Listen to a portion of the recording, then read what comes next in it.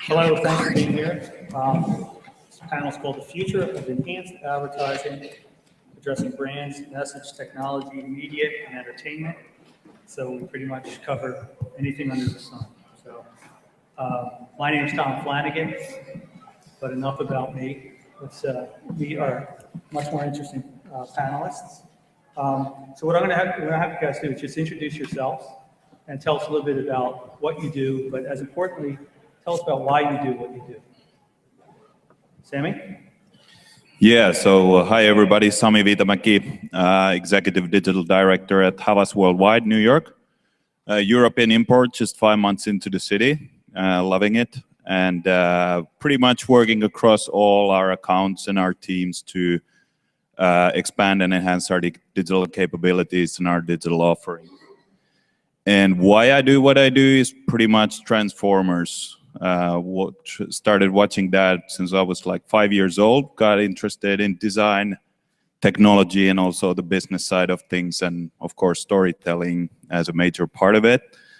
And how do you create those engaging stories and like create franchises that last from generation to generation? So it's pretty much how I got interested in pretty much everything I'm doing still to this day.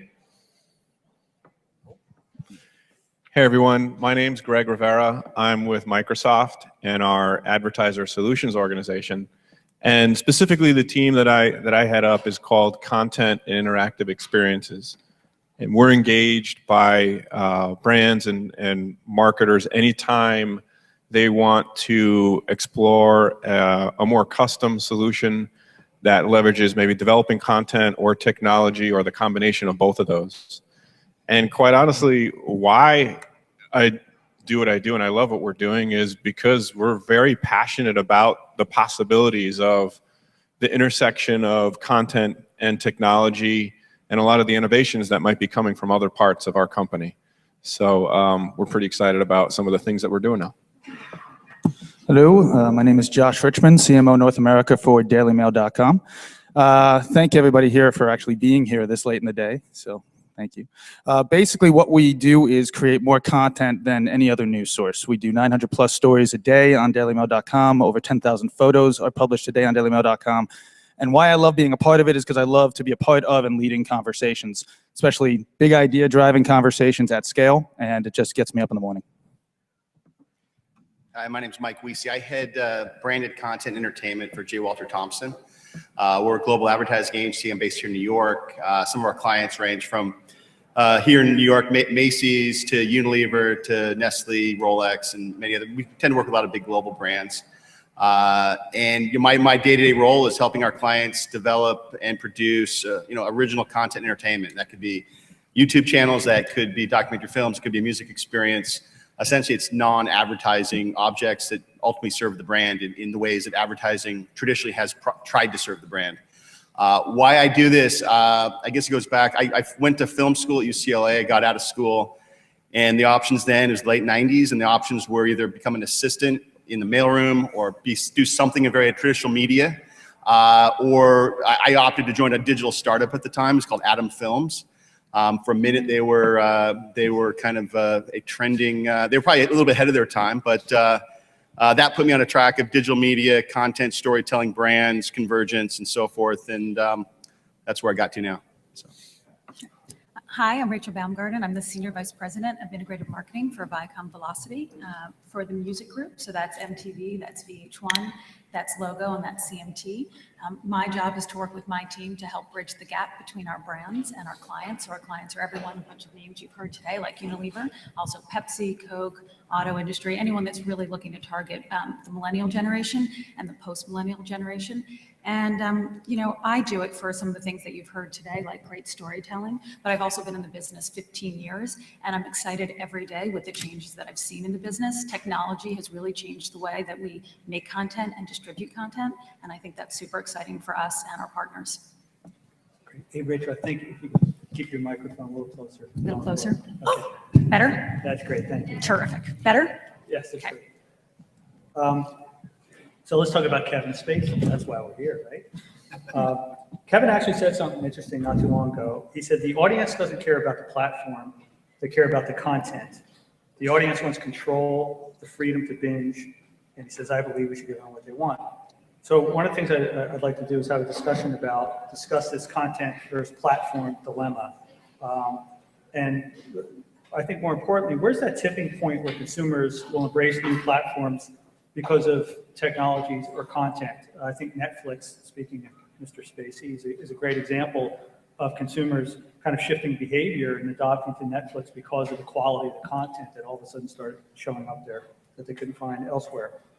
So, why don't we start talking about content versus platform? And let's start with Josh because of the amount of content that your company creates, as you alluded to. Sure. Can you guys? Sure. I do think platform matters. I actually, not that I fully disagree with Kevin Spacey. I don't think anybody could actually fully disagree with Kevin Spacey, regardless of what he said. But it matters from the content creator where they've matched the behavior that the platform brings. And we were just talking about earlier, Rachel and I, specifically a partnership that we have with Snapchat. And Daily Mail is one of 11 partners on Snapchat, and we create editions every day, 24/7. We have a designated 4-person editorial team that creates these editions, and the editions are within the behavior that Snapchat brings. The success metrics of those editions, frankly, are dependent upon matching the behavior of Snapchat. It's a very distinct behavior. It's not, it's very unique in terms of a platform and the way that it's growing with its distinct audience. And I think if you were to try to force fit existing content into that, you would see immediate failure. So for me, platform and content very much go hand in hand. I think traditionally, you could argue obviously from TV to digital, if you're saying the Netflix model, video is video. That's one argument. But I think we have to look beyond video and frankly break it down into specific behaviors where the video is being consumed. Mike, as an agency, at your agency, what kind of conversations do you have with your clients when it comes to content platform? I think very similar sentiment. I think YouTube, is a good platform to focus on. Clients that have been putting just the traditional TVC, the 30-second spot on YouTube, or just trying to drive traffic based on the fact they made something and think it will go viral, but not accounting for the best practices that audience wants to consume from. Those brands fail.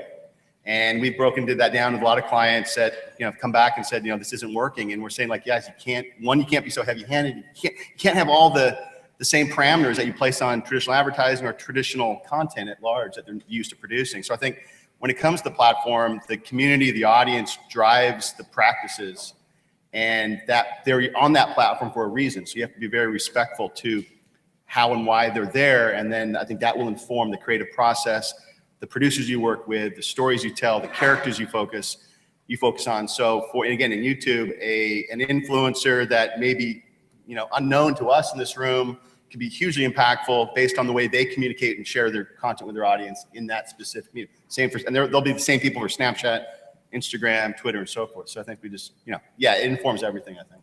And Rachel, what about the demographics of your audience? It can be very different across some of the properties that you're responsible for. Sure, absolutely, and I echo the sentiment that Josh said earlier that it's you have to create the content for the platform, and that's really where we start from. And I think for me, the big question is, we've got our editorial teams that are figuring out what's the right content for Snapchat, what's the right content for Instagram. But for us, it's figuring out how do our partners play in that space with our content, and how do they travel with that content on these different platforms. So there are really two questions that we ask. What is the right content for the platform? And then how do we provide measurement and accountability as our partner content travels?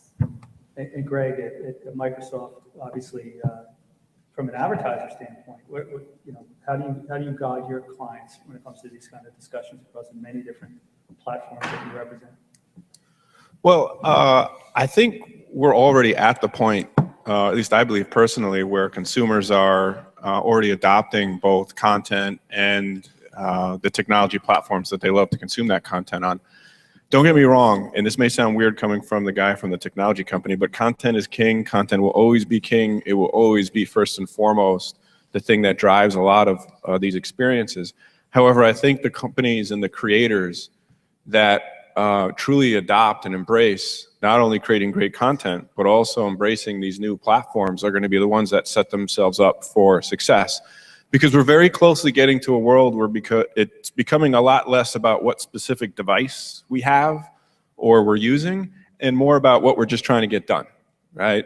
And that's the way we kind of look at the world right now, is we're trying to create services and experiences that are seamless across platforms and devices and let consumers just get what they want to get done. That's why Netflix, I think, is such a great example, because every one of us here is watching Netflix on completely different devices using completely different operating systems, and it's a pretty seamless experience. I'll give you one very simple, quick example. My family, my wife and I, we watch a lot of HBO, and we watch most of it through HBO Go.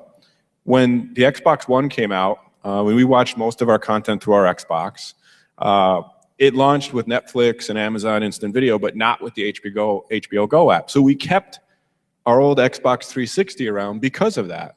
So that was content was driving which device we used, even though we would have preferred to use the newer device.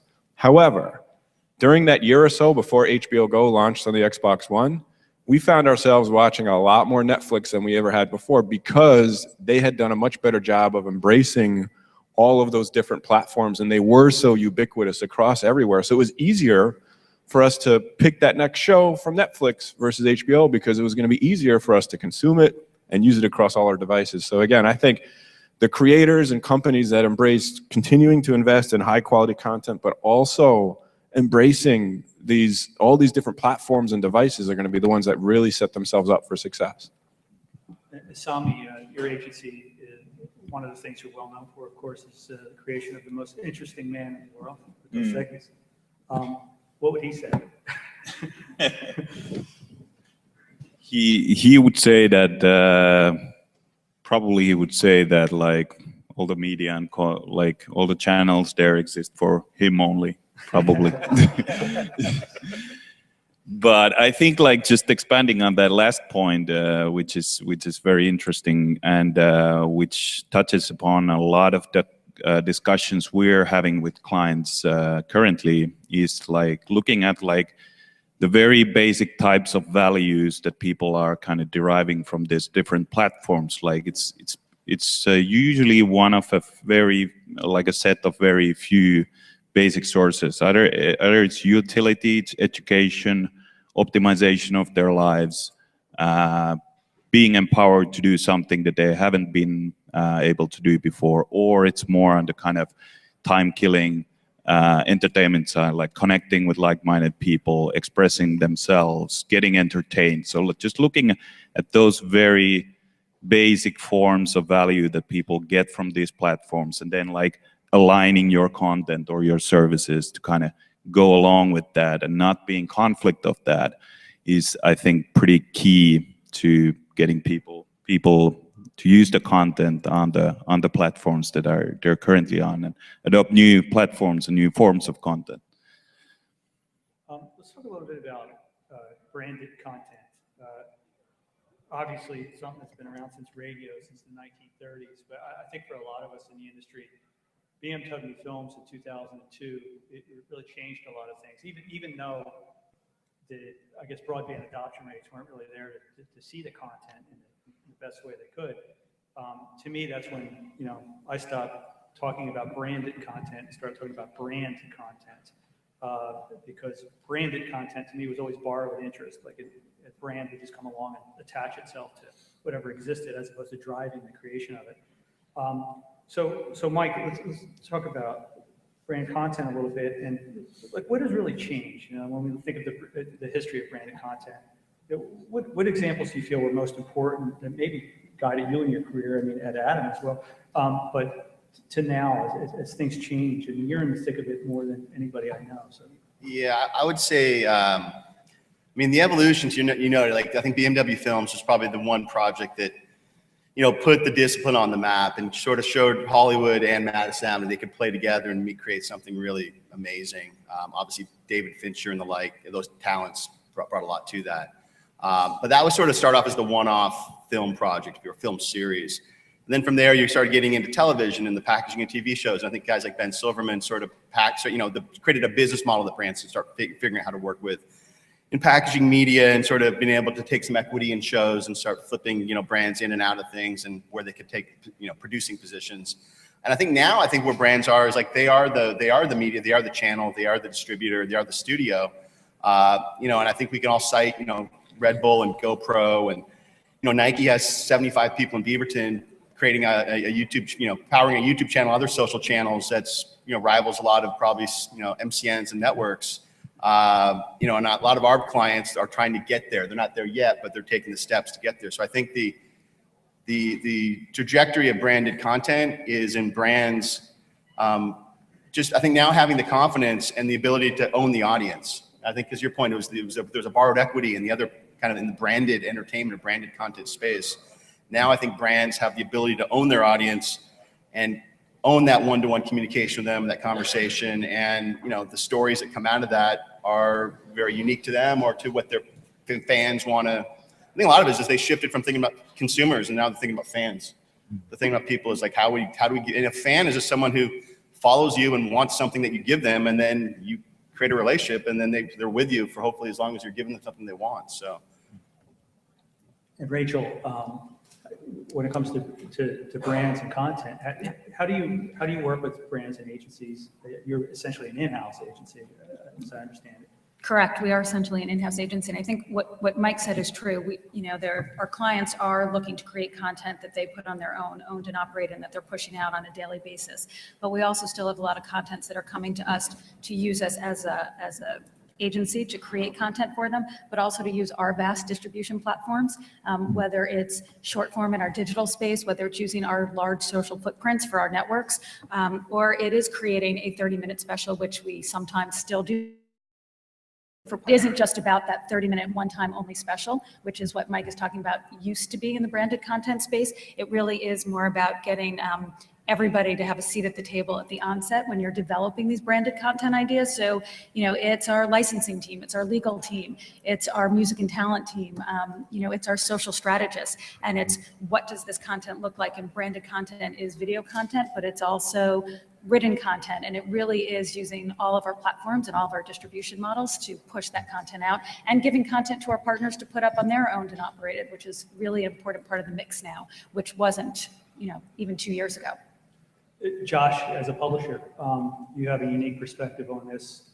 We talk about native advertising, which special advertising section, what we used to call it, right? But certainly it's a form of brand content. So as a publisher, what's your perspective? Well, it's different, obviously, because we're not in to both of your points, the special, we're really in the video game. We have a video play, but we're about content velocity. And I think there's a lot of ways to skin the cat of branded content. The thing is, I don't think it's innovative at all. Honestly, branded content, as you talked about, has been going on since the 30s. Ogilvy was king about it in the VW ads in print. They were great old ads in the 50s. It went away in the 70s and 80s for a while, but it really came back because of one thing, and that was utility. It's because people saw through the ads as they are positioned today, and very few outside of, say, Super Bowl and what have you, those appointment viewing areas, you would waste a lot of money on really good creative. And I think what ends up happening is with native, really, it's native juxtaposed combined with actual editorial. So you can combine in a space where you serve a utility, you put the brand position up front. Secondarily, you have an editorial perspective, so there's contextual relevance, and people get out of it a full understanding not only of the brand, but also of the subject matter that they want to read. So as a publisher, we do this obviously with velocity and at scale, and that's the difference that we do. We don't do 2 or 3 pieces or even a series. We'll literally do hundreds upon hundreds over the course of a year around a specific subject. Most notably, we are working with a client, a for-profit university called Strayer University. We've created a business management channel, full working channel that's about 40% native, if you will, evergreen content, 60% editorial that churns, business news of the day. And we have SEO behind it, obviously, social behind it, homepage drivers. We have traffic guarantees just like you would normally, and it's really about content ownership across the board, both native, branded, and editorial. Greg, at Microsoft, what's the balance that you're finding of brands that come to you and say, maybe they started out as a quote-unquote advertiser that was doing pre-roll or things like that, but they want more now. They want to develop this. How do you guys handle that?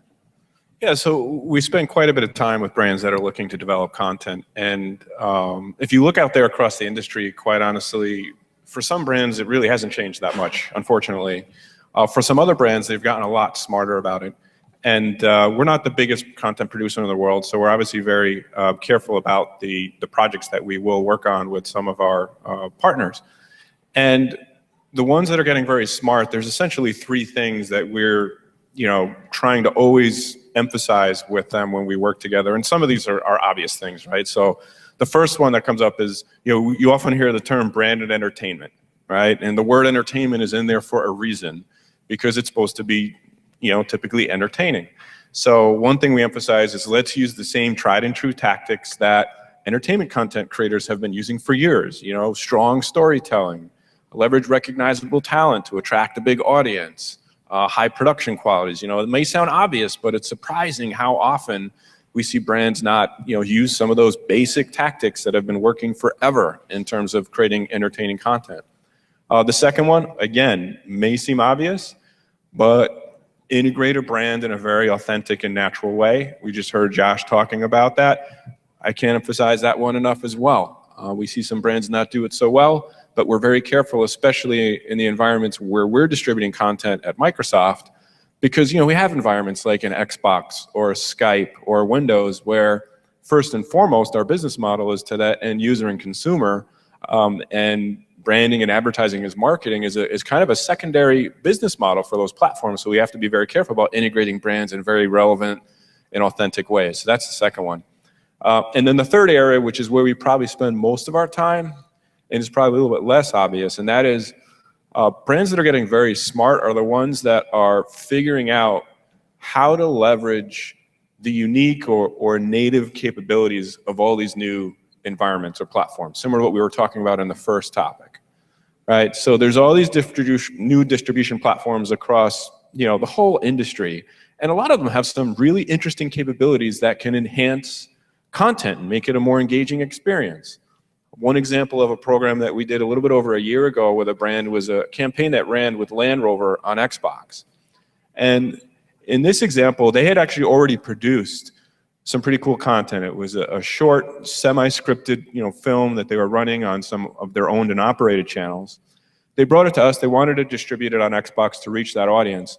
But the cool part about it is they recognized that Xbox gave them the opportunity to maybe do something a little bit more engaging with this existing content. And there's like a 5 to 10 minute segment of this film where the protagonist is racing a Land Rover Sport down a mountain. So what we figured out how to do is take that existing video content and during that scene, overlay some game mechanics on top of it that prompted the user, if they wanted to, optionally, to pick the controller up and actually kind of play along with the video. And there was some very simple game mechanics where they had to press a button or accelerate, decelerate along with the video. The video didn't change at all. All we did was overlay this graphical treatment on top of it to enhance that experience. And it transformed a video that they originally thought people would watch once to a video that people were watching over and over again because they were trying to increase their score or compete with their friends or the person sitting next to them on the couch that was watching it with them. So again, a very smart way where Land Rover took advantage of the unique or built-in capabilities of the platform they were on to enhance content and turn it into an experience that they couldn't deliver somewhere else. But those are kind of the three things that we spend most of our time talking about with our clients. And Tommy, not to be hung up on Dos Equis, but what a great example of a brand that was really able to elevate itself in a very competitive atmosphere through the use of brand content. Yeah, I mean, Dos Equis is definitely like both in terms of audience reach, engagement, enthusiasm, participation, but also like from a sales perspective, of course, pretty good example over the past 8 years of how to get brand content right. And I think it becomes a question, like pretty much all great marketing cases, becomes a question of the initial insight, of the initial thinking behind that platform that is actually inspiring enough so that like when new platforms get added, it can actually live in those platforms as well and inspire great work. Like 8 years ago when that concept was conceived, it was pretty much TV only, some print, point of sale. But like now as we go along, like the most interesting man in the world has been on Foursquare, on YouTube, on Twitter, reciting his like famous legend lines, also getting the people to participate and create their own legend lines, being kind of the intellectual Chuck Norris type of guy. And even like let's say like last fall when we had the Masquerade event, which is kind of an annual event with Dos Equis, like we saw the opportunity of bringing the people even further into the brand's world with Oculus Rift. So we created this kind of 360 experience that people could actually experience while they were on premise in the bars. They could actually get embedded into the brand's world, and also like was a pretty big PR case as well about the most interesting man in the world going virtual. So like, I mean, just comes back to the basic question that if you have a strong brand platform that interests people, that creates that value for people who are looking for something different, I mean, it can and should inspire pretty good work, no matter the channel or no matter the level of engagement as well. Let's talk a little bit about internet content meets TV. So thanks to smart TVs, Xbox, etc., the internet, the days of the internet existing as a separate entity to television, obviously they're going only quickly. So Greg, let's start with you. So, but what kind of opportunities and challenges is this bringing, you know, to either creators of content and brands, and what kind of education process do all of you guys on this panel have to go through these days, these very complicated days for a lot of chief marketing officers, if you will, to help them better understand, you know, how this can be an opportunity and not just challenge? Sure. So I'll give a challenge and an opportunity. So first off, the challenge is, we've already talked about this a little bit already, that, and it's not just TV, it's every device. Pretty much every device that consumers are consuming content on is essentially an internet-connected device now. I think we can all pretty much accept that. And what that introduces is, you know, this theme we've been talking about all day, the fact that audiences are just expecting to consume content across multiple touch points and multiple screens and multiple platforms. There was a study done last year that showed that the average millennial changes devices 27 times an hour on average. Now that sounds crazy when you first hear it, but just think about yourself. Think about an hour in your typical day where you're getting stuff done. How many times do you switch from your laptop to your smartphone to maybe a health tracker on your wrist to you name it, and 27 actually doesn't sound that much. So when you think about that, that creates a challenge. Like, consumers' assumption is that things will just work seamlessly for them across all these devices, because more and more the services they use, the apps they use, the content they consume do work seamlessly across all those platforms. So that's definitely a challenge that we spend a lot of time working on that.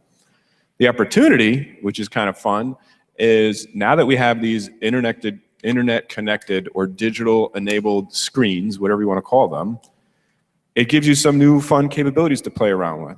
I talked about the Land Rover example a few minutes ago, but we're starting to do a lot more around interactive video, for example. That was an example of a brand that already had content, and we were just enhancing it with some interactivity. But what's really fun is how some brands are starting to recognize when they start creating the content that they have these opportunities available to them. So we're working on a project right now. It hasn't launched yet, so I can't mention the brand's name. But we're actually creating the content from the ground up with this concept of interactivity with the audience in mind. And you have to be careful how we do it, obviously. It's not a scenario where we're producing 10 versions of the same piece of video, you know, so that all of a sudden our production costs just went up by 5x. We're producing one kind of seamless, you know, storyline through a piece of video content, but at certain points through the story, there's simple decision points that give the audience to make very simple impacts on the experience that they're viewing, and they're optional. If they want to ignore them and just have a lean back experience, they can do that. But at certain points, maybe there's like a 3 to 10 second snippet of a video where the audience can choose what trick, for example, a stunt biker is about to do when he goes off of a jump, and they're given a few options they can choose, and then when he lands that jump, the video continues. Very simplified example. That's not actually the example that's going to launch, but it's a very easy way for us to explain what we're talking about. So, you know, these internet-connected devices that our audiences are consuming content on does definitely create some challenges for content creators, but it also creates some opportunities to really start thinking differently about the content creation process and leveraging those technologies to make great content that much better because of the capabilities that are now available to us.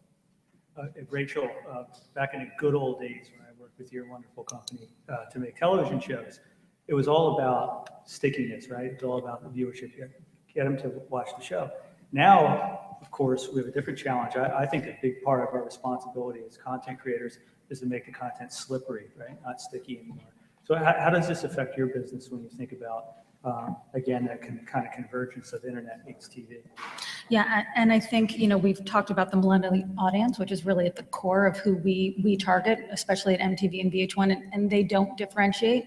We've talked a lot about video content is video content. They do not see the difference between one screen or another. It's just a screen in which to interact with video content. So I think, for us, we see it pretty much all as upside and opportunity. I think the challenge is delivering on the expectation of what each video screen can do for you. So, the TV screen, even though it might be the internet through the TV screen, is a more of a passive experience. So the challenge is how do you look at the screens and the content that you're delivering and then lead into what the technology can offer? Because there is an expectation from this audience that, to your point, it's going to be seamless. And whatever I'm able to do on this device or this screen, I'm going to be able to do with whatever content you provide me. And I think that's really critical. It's being able to deliver on an inherent expectation, because they've grown up with the technology the way it is, especially the post-millennial generation, which is the one that we're really starting to look at for MTV.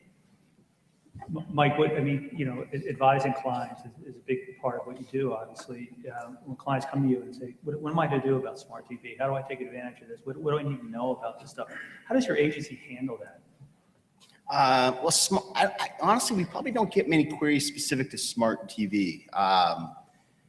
And I think that I think technology-wise, we have technologists that would address that for a specific brand or a query by a client. To me, a smart TV is just the ability to it's Apple TV, it's Chromecast, it's the TVs that are already sort of pre-configured, if you will. And that just is allowing you to move your content from your phone or your laptop into your living room or bedroom or wherever you have your TV. So I think it goes back to the initial premise that the content's just got to be really great. And if you want someone to, watch your content, your show, when they could be on Netflix or Hulu Plus or HBO Go, or just on YouTube browsing with their smart TV, you need to be just as shareable as that content is, and emotionally relevant and culturally relevant and so forth. So I think that. I think sometimes you can get tripped up on the technology and what you're trying to create for, and if you just focus again, and this is a little cliche, and I know I think we've been saying this probably for every digital Hollywood, like great character, great story, dramatic tensions, all the things that make the same, that Cecil B. DeMille was saying probably decades ago still apply today, and they apply to brands. They just need to be executed in different ways, and but I think that. Technologies, it enhances the story. It doesn't replace the story. So. Yeah, and good segue to Sami. Like from a creative standpoint, what kind of creative freedom have you seen? How have you seen that change? In the industry. Yeah, when it comes to internet TV, there are a couple of pretty interesting things that are going on actually as we speak. Like we're looking, for example, passive opportunities and active opportunities. Passive opportunities meaning, like, for example, online, like native advertising in online video, because the device can actually know where you are. It can show you, it can overlay different types of ads in the actual video content itself. For example, a outdoor billboard when two guys are walking down the street, even if in the original content the billboard is not even there. So those kinds of interesting opportunities arise when you're thinking about internet TV. And of course that creates all types of creative opportunities there. And then the other is the active use. So when we're thinking about multi-screen use, of course part of it is meshing, which is actually watching TV and doing something on your phone or tablets that's related to that content. But then there's of course opportunities there. But then there's also opportunities with stacking, which means you're watching at the NFL, but you're swiping Tinder. So like you're doing actually something totally unrelated to the content that you're watching. But there's also like interesting opportunities of stopping the user, because if you know what they're watching, even if they're not like using the NFL app, like how do you actually stop and kind of capture these people? So there's definitely a lot of interesting opportunities that come with internet TV and smart TV. So content, right? So we know brands want to be associated with more content in many different ways. So the need to create more content, it's never been higher. But also there's the reality of finances. So we're all looking for, at least my clients, we're always looking for new ways to remove costs from the content creation process, which creates all kinds of drama, of course. But they don't want to lose any production value. They want to pay a hell of a lot less, but not lose any production value. Sami, I'm sure you lived through this as well as our other panelists. Tell us a little bit about the challenge of being at an agency and keeping production values in line with the realities of people wanting to pay less for great content. Yeah, I think there's two types of pretty extreme situations where you can be as a creative, big creative lead agency in these discussions. The other is you're just one vendor among the others, and like you have a client that is like very aggressively like shopping around for the best efficiencies that they can get from any one vendor or any one channel. So that's one extreme. And then the other extreme, which we of course always aspire to, is being an actual strategic partner to the brand and working together with the clients to see what are the best opportunities for the brand, what are the right things to do, and how to get most bang for the buck. So that kind of discussion is very often very, very fruitful. And of course, like usually it's not one extreme or the other, like usually it falls somewhere in between those extremes. But like those are the kinds of two types of situations that you might see at their most extreme. Rachel, being both network and agency in your case, what kind of advantages does that give you when it comes to people talking about production? Yeah, I mean, I think the key word was efficiencies. And I think that it's not necessarily about cutting costs, but it's what are the other resources we can bring to the table that we're not charging for in addition to the actual content creation. So there's hard costs and production costs that need to get covered, but we are able to be efficient because we do already have these in-house groups who are able to help us create the content, clear the content, distribute the content. So, you never want to cut costs on the content creation, but we are able to bring the right groups to the table. So for example, we created a program for Fox for the Maze Runner. And we actually were creating something that had a lot of short form content that was lead up to a 30-minute special. So while we were shooting the 30-minute special, we also had our other social teams and other teams down at the shoot. So at the same time, they were shooting all of the content that we were going to need to be able to push out on all of the platforms. So we didn't need multiple shoots. We didn't need to fly the talent in multiple times or fly to the talent to get additional content. We were able to be efficient and use one shoot at one time to capture all of the content that we knew we needed because we planned ahead and we had the teams in place to do it. So I think it's really important that we are still providing maximum value, but doing it in a way that's really effective and efficient. Hey, Mike, maybe you could tell us a little bit about the relationship between production companies and an agency like JWT and how you have to manage these relationships maybe differently than you had in the past. Yeah, I think one thing that's has evolved is that the kind of production companies are a lot different that you're working with.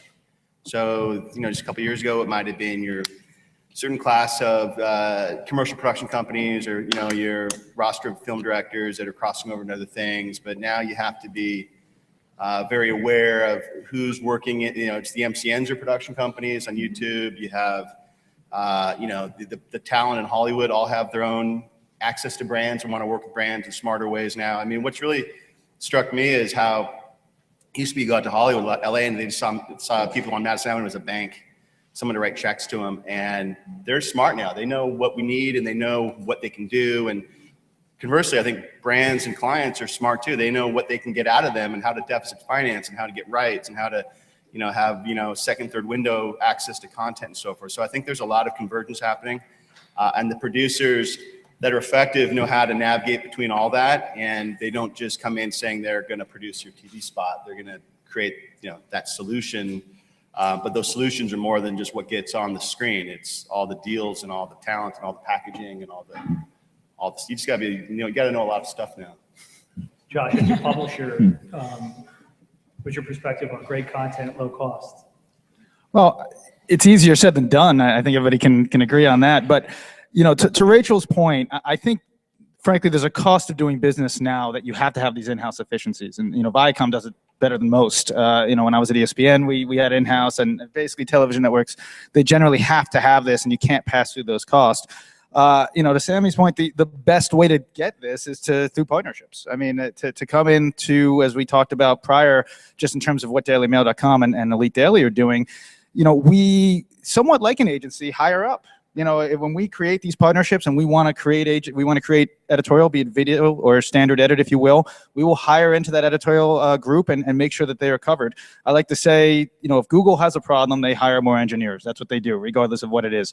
If we have a problem, we hire more editors. That's what we do. We create more content, and generally content solves that problem. So partnership, obviously in-house resources, that's the best way to do it. But again, I think one of the biggest challenges we have is the client that doesn't understand that it's generally not a turnkey process. You really have to go into it and say, here's our brand, we're going to work with you, we're going to make this happen, we're going to dedicate the resources to make this happen. It's going to be a longer term affair, and what they're going to get out of it is going to be an ROI much, much higher than otherwise. Greg, in your role, I know clients come to you, brands come to you and say, hey, we're looking to associate our brand with this kind of client because strategically this is the direction we're heading in. So how do you guide them in this process of producing the right content, making sure it's right for what you do? So I talked a lot earlier about some of the things we focus on to make sure that we're producing the best possible content product out there in partnership with brands.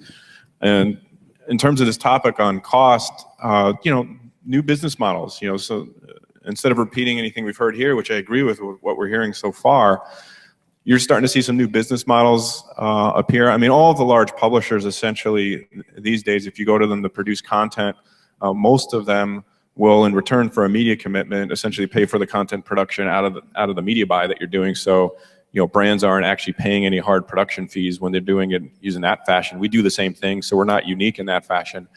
I think the things that we're trying to do is leverage what is unique to us to continue to drive more of those efficiencies. So, for example, in our DNA as a company has just been the concept of partnering to get the expertise and capabilities that we don't have in-house. So pretty much most of the content production we do is done through partnerships. We have a very large stable of partnerships on MSN, for example, on our portal. All of the content that exists there today is coming through tier one partners that have their own, publishing businesses in their own right. But what's been interesting is we bring a lot of scale to the table that a lot of these other content creators might not have on their own. So we have the opportunity to sometimes leverage the partnership plus our scale to create some huge efficiencies for clients. And then the third piece is that I was talking earlier about how we're enhancing content through technology and innovation. That's the area where we have those capabilities in-house. So that's where we could bring efficiencies to the table, because if we're going to build some new kind of technology or leverage some innovation to make a content experience that much more engaging, we don't have to go outside the company and pay a third-party developer or company to build some new tech for us. We already have it inside the company. So that takes a lot of costs out of the process if we're doing something that's going beyond just producing a video series or some flat content for a particular ad campaign. So we're leveraging all those different levers to just continue gaining those efficiencies and keep the quality of the content extremely high. Well, I'm glad you used the word innovation.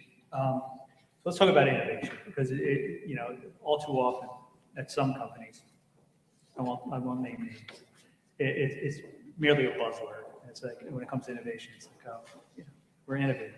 However, these panelists, I think, could give us some great examples how innovation has moved beyond a buzzword.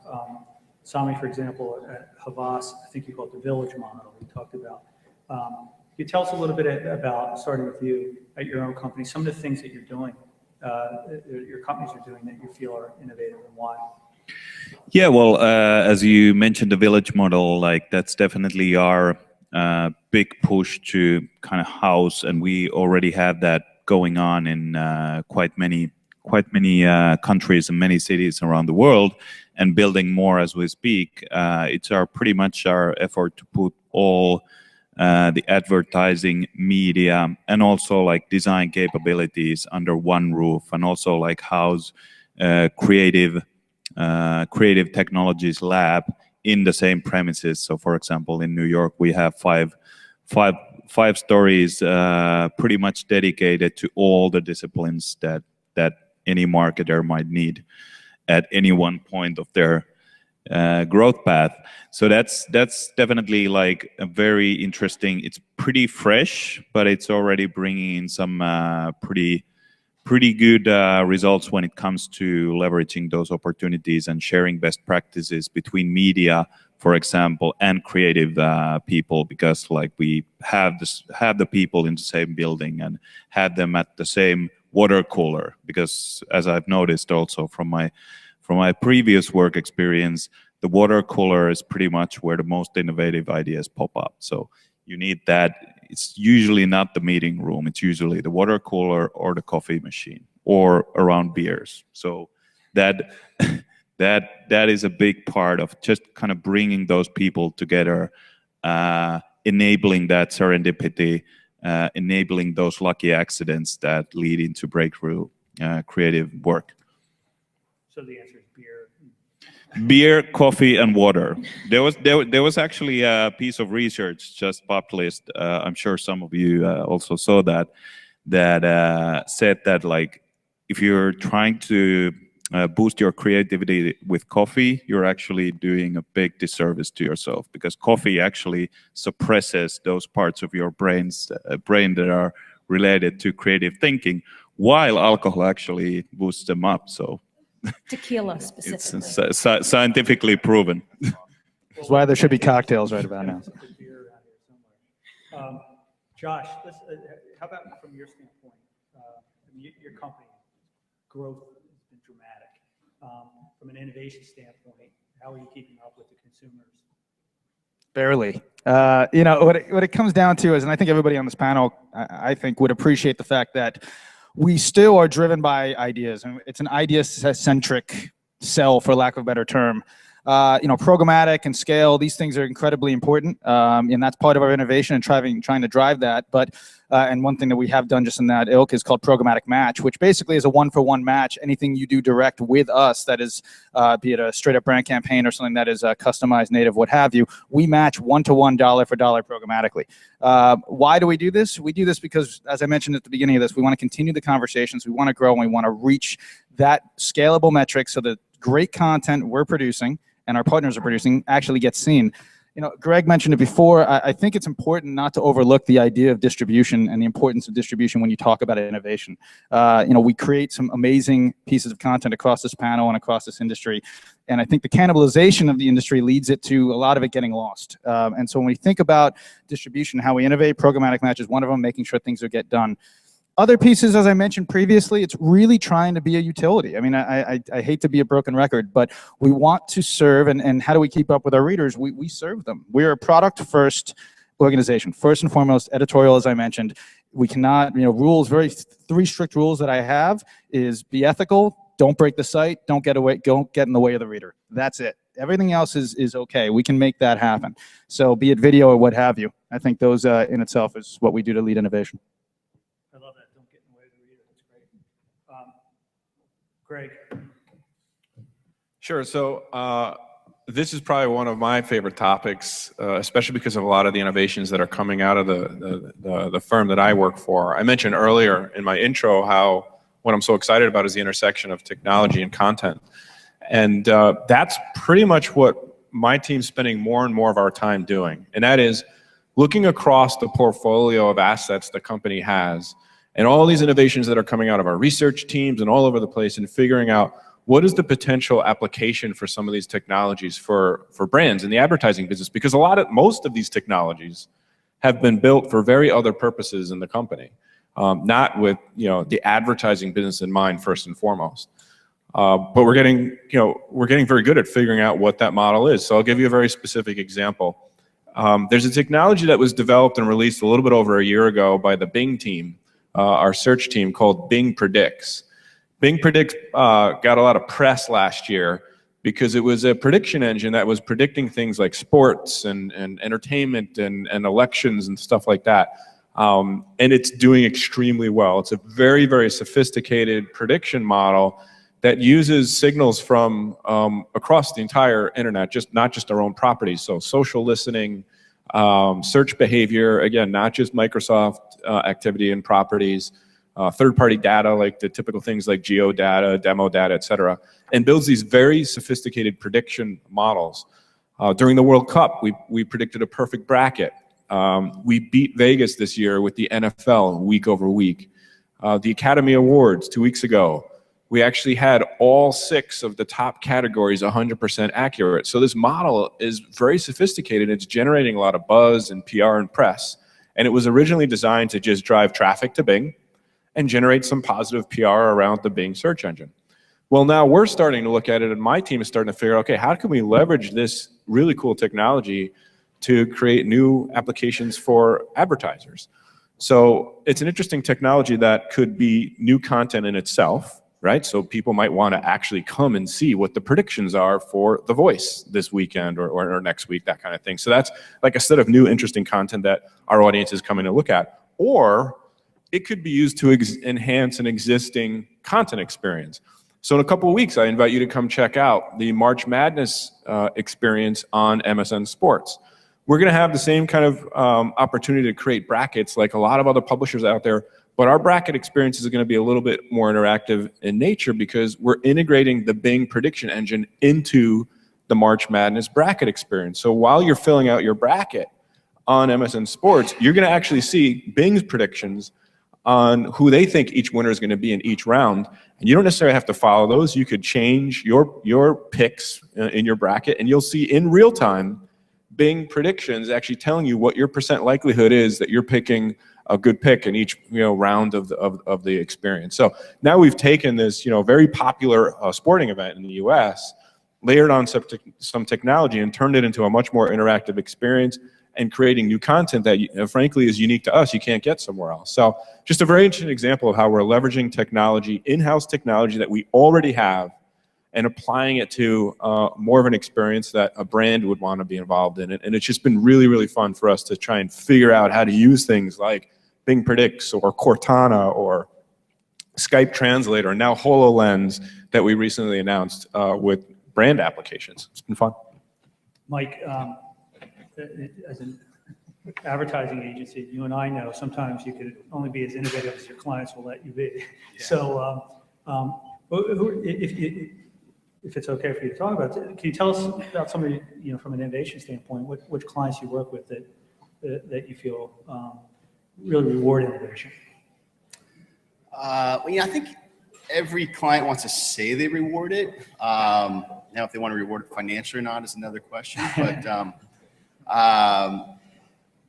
we work with Macy's, and they've challenged us to do a lot of things, and they do invest in discretionary projects, and because of that, they've, on their mobile side and their social media side have been named, as a retailer or as a marketer, kind of marketer of the year or best in class at different things they've done. And I think that's a lot of it's been through a kind of a test and learn mindset they have. And I think the thing about Macy's, I think, we've worked with, and then we have clients like, Rolex that they're doing the same thing and they'll always do it, but they want to be innovative. So they want to know about things. They want to, develop things, but it doesn't necessarily mean they're going to roll them out quite yet, but they want to be in process with things. And, I think this test to learn approach and this ability to kind of stomach some risk, because that's the biggest challenge, I think, in Madison Avenue, is that no one wants to take any risk. And, so if you're comparing the sector to Silicon Valley, where it's all driven by risk or venture money and the ability to,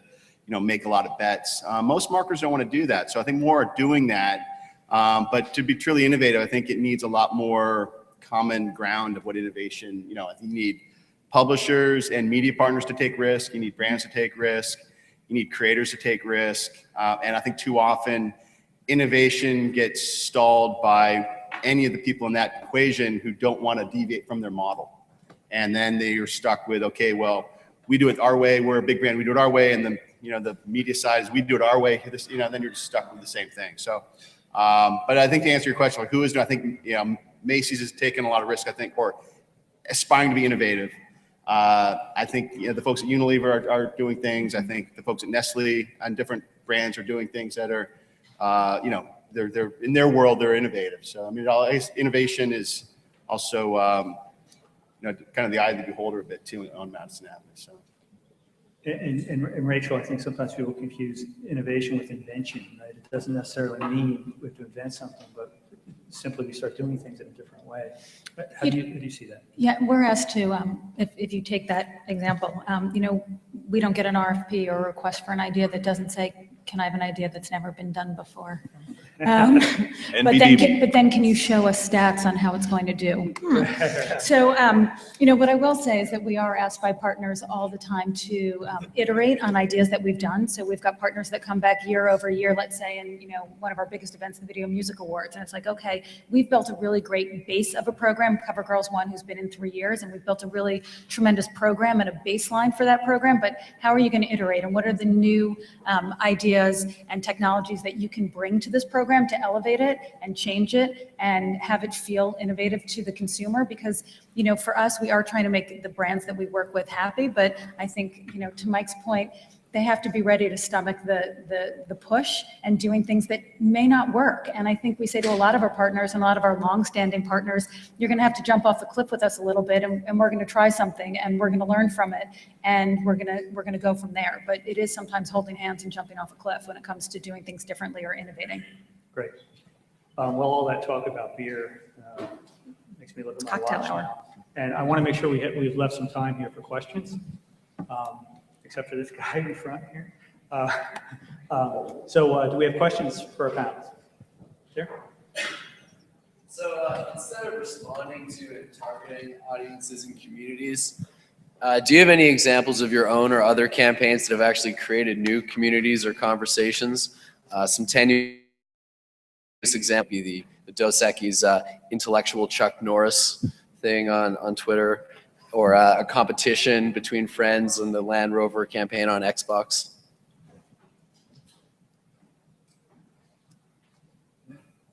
Or not? I'm not sure who that's directed to, but That's open to everybody. Basically, the idea being, instead of just trying to get a group of people's attention, like a subset of people, using technologies like knowing that somebody is watching a specific TV show and like creating a new community based on that. I mean, I'll say for us, we, especially on the MTV side, we do play a lot into fandoms. So for us, we actually find it's easier to work with existing communities and existing behaviors and then capitalize on that and tap into that versus trying to start from scratch to build a community or fandom.